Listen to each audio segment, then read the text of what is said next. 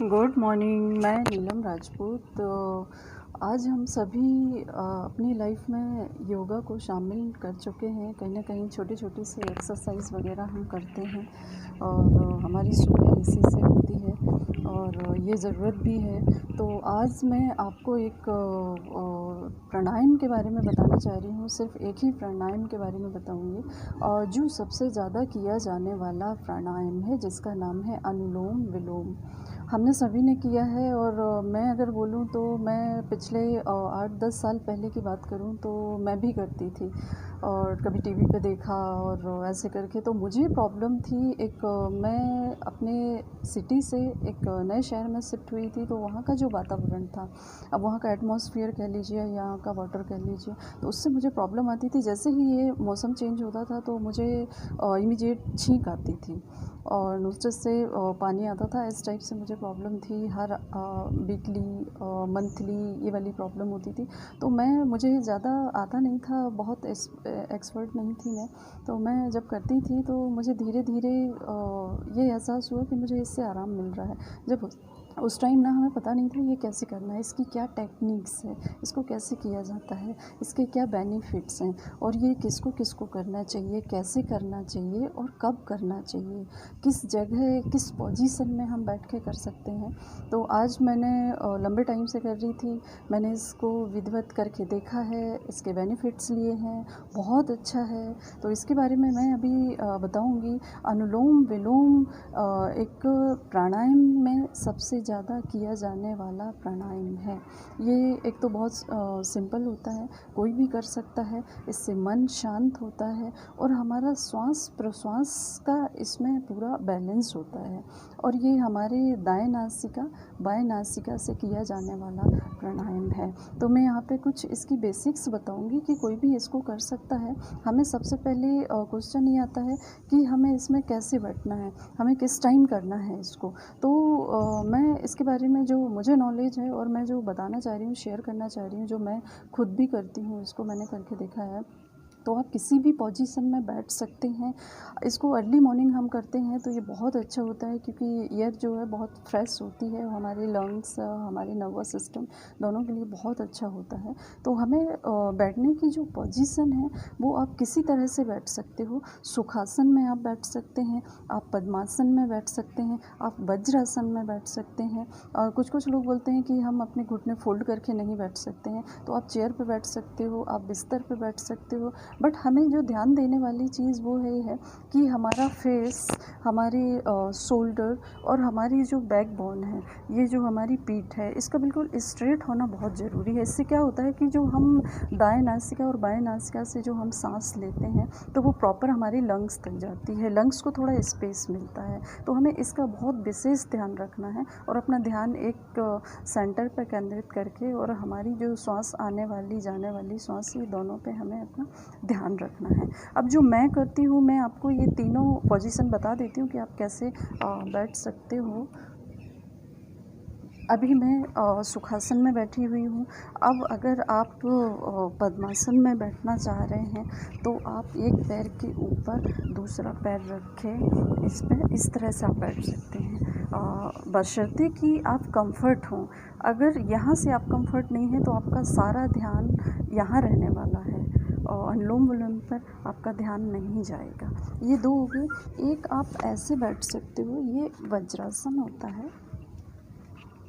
वज्रासन ऐसे होता है, आप ऐसे सिंपल पोजीशन में आप बैठ सकते हैं। तो ये तीन मैंने आसन बताए बैठने के, आप किसी भी पोजीशन में जिसमें आपको कंफर्ट लगता है आप बैठ सकते हैं। और मैं अभी सुखासन में ही बैठ के आपको बताऊंगी और क्या करना है, क्योंकि हमें मोस्टली ये पता नहीं होता है कि हमारा जो हाथ है, हमें कौन सा हाथ इस्तेमाल करना है और किस नासिका से हमें श्वास लेना है, किस नासिका से छोड़ना है। तो मैं इसका भी एक आपको करके बताती हूँ। ये मेरा लेफ़्ट हैंड है, मैंने इसमें चिन्ह मुद्रा बनाई हुई है और इसको ऐसे पैर पे कंफर्टली रखा हुआ है। और मेरा ये राइट हैंड है, तो मैंने क्या किया कि अपनी फर्स्ट सेकंड फिंगर को ऐसे टर्न किया, ये 2 फिंगर मैंने ये की और मेरा जो अंगूठा है वो वैसे 2 फिंगर पे रहेगा।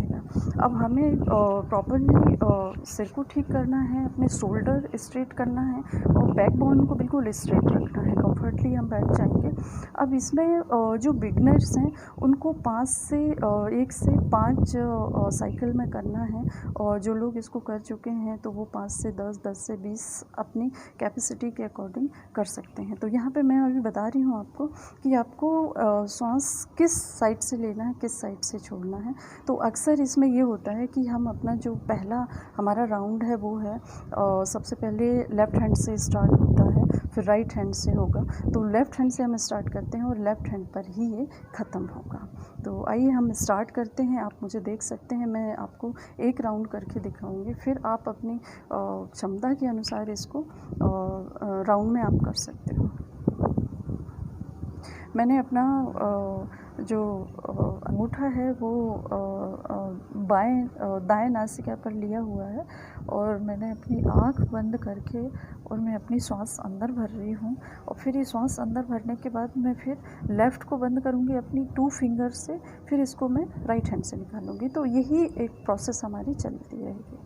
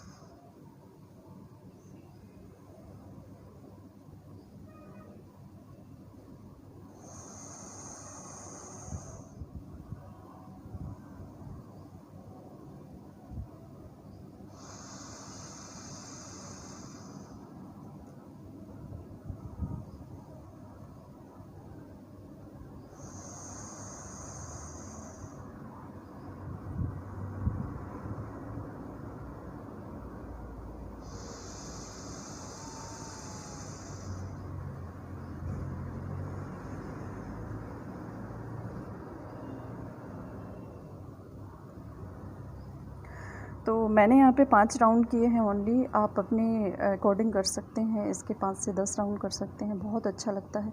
इसमें जो बेनिफिट हैं इसके वो ये हैं कि आपको अगर अस्थमा है तो उसमें ये बहुत फ़ायदेमंद है। वैसे इसके अनगिनत फ़ायदे हैं, बट इसमें कुछ बेसिक मैं बता देती हूँ। जैसे इसमें अस्थमा है, अगर अस्थमा की हमें प्रॉब्लम है तो इसमें रिलीफ मिलेगी। किसी भी तरह की एलर्जी है, ये एलर्जी में बहुत जल्दी रिलीफ हमें पहुँचाता है। और तीसरा ये है कि ये हमें नींद बहुत अच्छी आती है, इसलिए इसको कहा जाता है कि अगर अर्ली मॉर्निंग कर रहे हैं तो वेल एंड गुड, इसको हम सोने से पहले भी कर सकते हैं। इसलिए हमें नींद बहुत अच्छी आती है। ये हमारे फेफड़ों के लिए भी बहुत अच्छा होता है कि फेफड़ों की हमारी जो कैपेसिटी है वो बढ़ती है, कार्बन डाइऑक्साइड बाहर आती है और ऑक्सीजन का ज़्यादा से ज़्यादा अंदर इसका प्रसार होता है।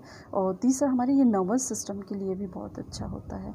और लास्ट एंड जो मैंने इसमें एक्सपीरियंस किया है, ये हमारी स्किन के लिए भी बहुत अच्छा होता है। स्किन पे चमक आती है, बिकॉज ये श्वास प्रश्वास का है, तो हमारे ऑक्सीजन का पूरी होल बॉडी में एक शुद्ध तरीके से पूरी बॉडी में ये प्रसार होता है। तो इसके कुछ फ़ायदे हैं जो मैंने बेसिक बताए हैं। वैसे फ़ायदे इसके बहुत सारे हैं, इसके लिए आपको करके देखना पड़ेगा। और बहुत अच्छा है, आप 10, 15, 20 मिनट ही इसको अगर करते हैं तो आप इसके 5 से 10 दिन में आप खुद आपकी बॉडी फील करेगी। Thank you so much.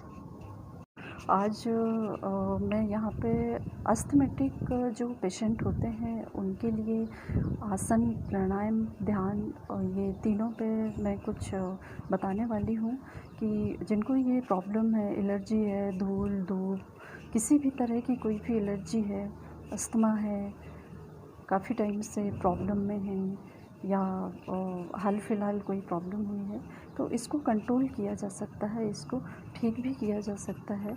योग के संदर्भ में सिर्फ 3 चीज़ें ध्यान रखने की ज़रूरत है कि हम इसको एक अप्रॉक्सली जो हमारा एक फ़िक्स टाइम होता है उस टाइम को कम्प्लीटली उसी टाइम में हमें पूरा कंप्लीट करना है।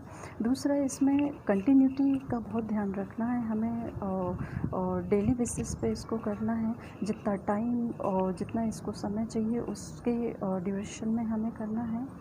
और साथ में इसमें हमें कंटिन्यू भी करना है और हमारा जितना टाइम है उसको भी हमें देना है। तो ये 2-3 चीज़ें ध्यान रखना करें, या आप ध्यान करें या आप प्राणायाम करें, इसमें हमारी जो मन का है ये कॉन्सर्न बिल्कुल एक फोकस प्रॉपर होना चाहिए। मन की एकाग्रता बहुत ज़रूरी है, तब इसके हमें एक मेडिकल रिज़ल्ट मिलेंगे, आप खुद इसको अनुभव करेंगे।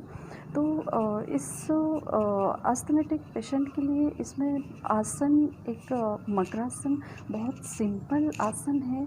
इसको आप रोज़ इसको आप करिए, अभी जो है वो हैबिचुअल हो जाएगी, तो इसको फिर आप प्रॉपर वे में करके आप रोज़ कर सकते हैं। अगर आप बिगनर हैं तो इसको धीरे धीरे आपको स्टार्ट करना है, और जैसे आपने स्टार्टिंग में 5 मिनट किया, फिर 10 मिनट किया, फिर 15 मिनट किया, ऐसे जितनी आपकी कैपेसिटी है, आपकी जितनी बॉडी स्मूथली इसको कर सकती है, वैसे आपको इसको करना है।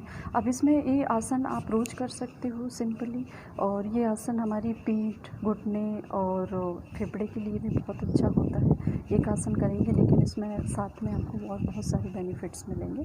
साथ में प्राणायाम में बात करें तो आपको अनुलोम विलोम इसमें करना है, इसमें भस्त्रिका करना है, आपको कपालभाति करना है, और इसमें भ्रामरी भी करना है। तो इसको मैं अभी एक अपने लास्ट वीडियो में मैं बता चुकी हूँ, तो इसकी आप थोड़ी सी प्रैक्टिस करके प्रॉपर कैसा पोस्चर रहेगा। ये किसी भी तरह की एलर्जी है, हमें धूल धुआं किसी भी तरह से मौसम चेंज होता है उसकी वजह से भी होता है, तो आप इसको एक प्रॉपर वे में इसको ठीक कर सकते हो, कंट्रोल कर सकते हो। तो योगा करें, आयुर्वेद को अपनाएं, ये साथ साथ में 2 ऐसी चीज़ें हैं जो हमें बहुत जल्दी फिट एंड फाइन बनाती है। तो आपको मकरासन करके बताती हूँ, ये बहुत सिंपल है, आपको आई थिंक समझ में आएगा। आपको ऐसे मैट प्रॉपर आपको बिछा लेनी है, और यहाँ पे आप देख पा रहे होंगे मैं स्ट्रेट लेट चुकी हूँ, और मैंने अपना जो ये दोनों हाथ हैं इनको ऐसे करके और जस्ट अपनी चिन के पास लेके आई हूँ। तो इसको आपको ऐसे बिल्कुल कंफर्टली फिट करके और ऐसे होना है, आपको बिल्कुल ऐसे स्ट्रेट रखना है अपनी बॉडी। अब आप इसमें देख पा रहे होंगे कि मैंने एक अपना लेफ़्ट हैंड पैर उठाया है, लेफ़्ट हैंड को नीचे रखा है, फिर राइट को फोल्ड किया है।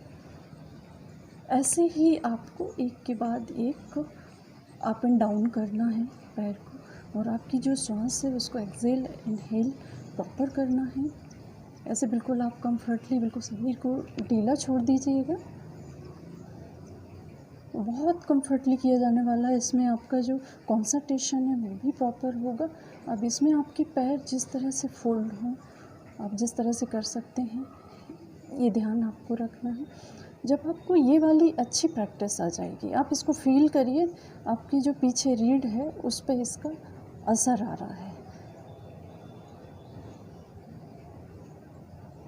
आप इसको बिल्कुल स्लोली करिए, धीरे धीरे फिर इसको फास्ट कर सकते हैं।